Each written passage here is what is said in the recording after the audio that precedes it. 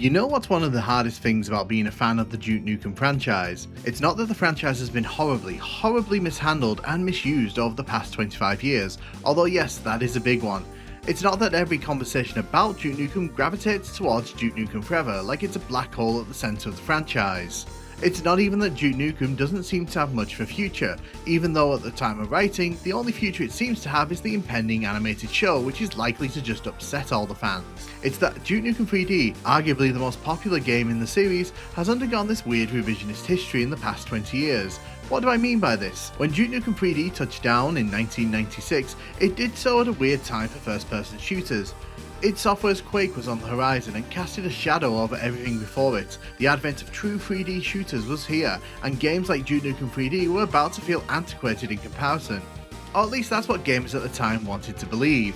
But Duke Nukem 3D arrived, and it was brilliant. It was a first-person shooter that not only nailed its core mechanics, it evolved in directions which previous first-person shooters hadn't even tried, or at the very least had failed in trying to achieve. It was heralded as one of the key games released during the mid-1990s, and its influence was far-reaching. Yet in the years since, there's been a growing discourse around the game and its legacy.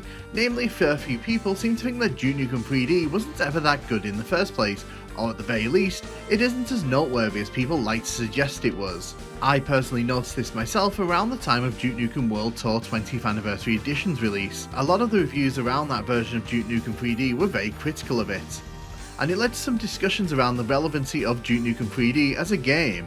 It brought into question its legacy, and even if it was that good in the first place. A lot of gamers who came to experience it mirrored those sentiments, the feeling being that Duke Nukem 3D was overhyped, overrated, and after forever, irrelevant. Now, I personally don't like to challenge these discourses because I feel everyone is entitled to their opinion, but I also feel that with Duke Nukem 3D in particular, there's been a lot of revisionist history going on.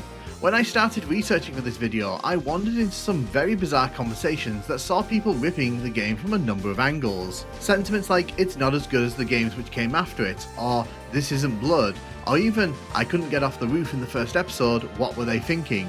Again, I'm not dismissing these personal critiques if they're valid.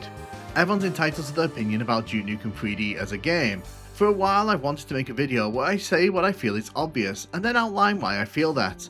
Duke Nukem is still a masterpiece. I feel like this shouldn't be a controversial sentiment, however it feels like saying that in 2025 is kind of out there. And the reason I feel this is because returning to play Duke Nukem 3D in 2025 is still a fun experience, and I think the levels still captivate. The enemy encounters are still varied, and I feel that Duke Nukem 3D delivers a very fun and exciting experience. It has its flaws, it has its issues, it has some very weird choices, but then again, so too do a lot of games from around this time, and I feel that those errors are more egregious to those titles and their legacy. But this video isn't about me taking pot shots at Quake. I'll be doing that very soon in its own video, don't you worry. Duke Nukem 3D did a lot of things which set it apart from the competition, and in my eyes, raised it enough that its legacy shouldn't really be in question. But where do I start in discussing this? Duke Nukem 3D is just fun to play. The overall experience in Duke Nukem 3D is fun, exciting and varied. A lot of the core mechanics it introduces sticks the landing.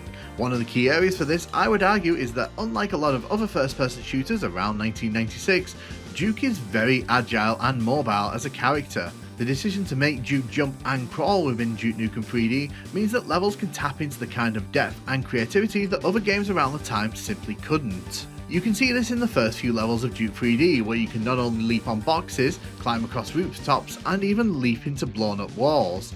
There's a sense of verticality to Duke Nukem 3D which wasn't commonplace among first-person shooters at the time. The scale and wonder of these areas feels different to a lot of games from around this time, and I think it's a positive in this game's notes. I think the way that Duke interacts with the world is also very interesting and very fun for what it is. Duke Nukem 3D can tackle platforming in first-person shooters in a way that many other first-person shooters from around this time simply failed miserably at. In Duke 3D there are air ducts, crawl spaces, and even underwater segments where the combat isn't a slog. Heck, I'd say Duke 3D's underwater segments are better than Quake's. Nothing slows down Quake's gameplay more than diving into a body of water and sloshing around at half speed while your air runs out. And don't even get me started about the underwater segments in Turok. The execution of these spaces in Duke 3D is better and leads to more interesting encounters. Sure, they're not the best sections in Duke Nukem 3D, and they probably constitute some of the worst parts of Duke Nukem 3D if we're being critical, but they can still be fun and form the basis for several of Duke Nukem 3D's better levels, Flood Zone in particular. The fact that you can also interact and collect items to take with you in Duke Nukem 3D helps to make these sections better. Collecting an oxygen tank means you can stay underwater and fight enemies for longer.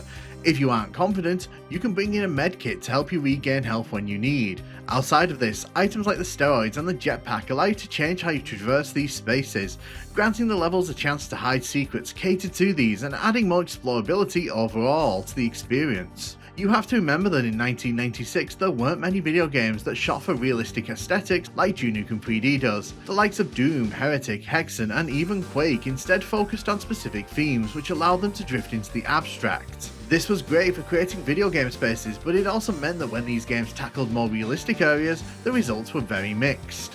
One thing you can say about Duke Nukem 3D is that it does a great job in creating city spaces. It's not just the use of textures that achieves this. Duke Nukem 3D has background noises, clever level design, and features that make city areas feel more lived in. There are apartments which overlook streets and buildings, sewers contain secret areas, and enemies that come from you from all sides. The roster of enemies in Duke Nukem 3D may not be as varied as other games, but there's a lot of enemies here to challenge the players in different ways. You have enemies who fly around and blast you from on high. You have enemies who can teleport around you and be a nuisance. You can even get enemies who can mess with you from various machines and from great distances. Taking down most of these enemies is just good fun and can be challenging with the right combinations, and this is complemented by the great level design in Duke Nukem 3D. Hollywood Holocaust and Red Light District are easily one of the best 1-2 opening salvos in any video game for me. These are levels that lay out exactly what Duke Nukem 3D is as an experience and showcases the best parts of the game up front. Now granted, some of the levels which follow are not up to the same quality, but at the same time they're really fun in their own ways. One thing I did find when researching for this video, Lunar Apocalypse is heralded as a low point for Duke Nukem 3D and came up as a regular thing that put people off. The irony of this is that I recently scripted a video where I was going to say the problem with Lunar Apocalypse is, but then when I actually went back to play through it a few times, I actually found myself having a good time. There are issues with the episode. It goes on a bit longer than it should, and some of its levels definitely feel a bit sloggier than they have a right to be. I also feel that taking the player out of that city aesthetic was definitely a choice, but it's one that makes Duke Nukem 3D more varied overall. If it was just 3 episodes of city levels, I'm pretty sure people would have gotten bored with that by the end of it. As well as this, I feel there are some great outings in the second episode, and while they might not match the height of the episodes around it, the fact that I had a good time and the fact that a lot of the spaces hold up put me off making that video. The simple fact for me is that Duke Nukem 3D is a good time and really fun to dive around. The third episode in particular is wall-to-wall good fun for me with very few low points. I'm looking at you, Fahrenheit.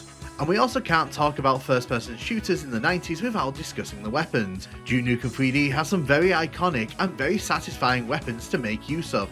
The Ripper, the Shotgun, the Pipe Bombs, the Devastators, and the RPG are all evolutions on staples of weapons found in other games. They're all incredibly satisfying to use, and they all have their great use cases within Duke Nukem 3D. And then you get the likes of the Shrink Ray and the Freeze Ray that play into aspects of the gameplay and are used as part of puzzles within, helping to make the arsenal of weapons feel more varied and important in core gameplay.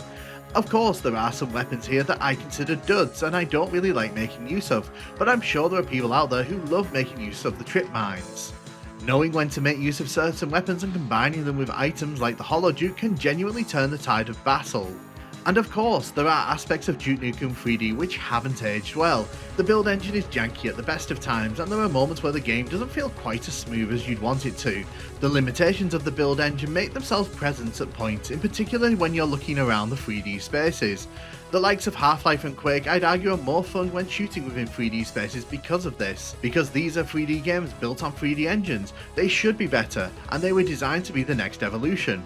But even with those advances in technology, Duke Nukem 3D is still a blast to play in this sense. The gunplay in Duke Nukem 3D is satisfying, and taking down enemies always feels like a good time. You never feel truly hampered by the limitations of the build engine, but they're limitations that also allow the game to express itself in other ways. Duke Nukem 3D oozes personality, and that's got to count for something in my opinion. Now of course, the crass humour of Duke himself won't endear the title to everyone.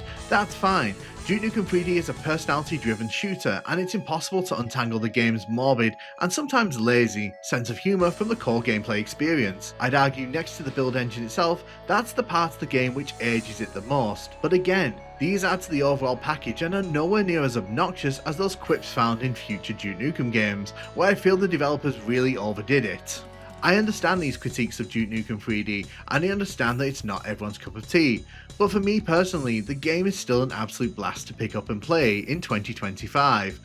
The ambition of Duke Nukem 3D can't be understated, and for an early 1996 game that was not a fully 3D offering, it's a real blast. It's ambitious, it tries to do its own thing, and I feel that for the most part, it achieves those things. I feel that a lot of the negative perception comes from the poor handling of the franchise and the ass-poor way that the series has been treated. Duke Nukem 3D feels more like a casualty of those issues, and given that most people who are experiencing the game only have the latest offerings to go off, that being Duke Nukem Forever and the 20th Anniversary Edition, which not many people actually liked, it's no wonder that many come back and ask themselves if this game was even that good in the first place. But as someone who was there from 1996, and as someone who grew up with Duke Nukem 3D and has returned many times over the years, I feel the game still holds up, for the most part. It has its issues, it has its quirks, it has its moments where the age really does shine through, but that's the same for any game from the 1990s.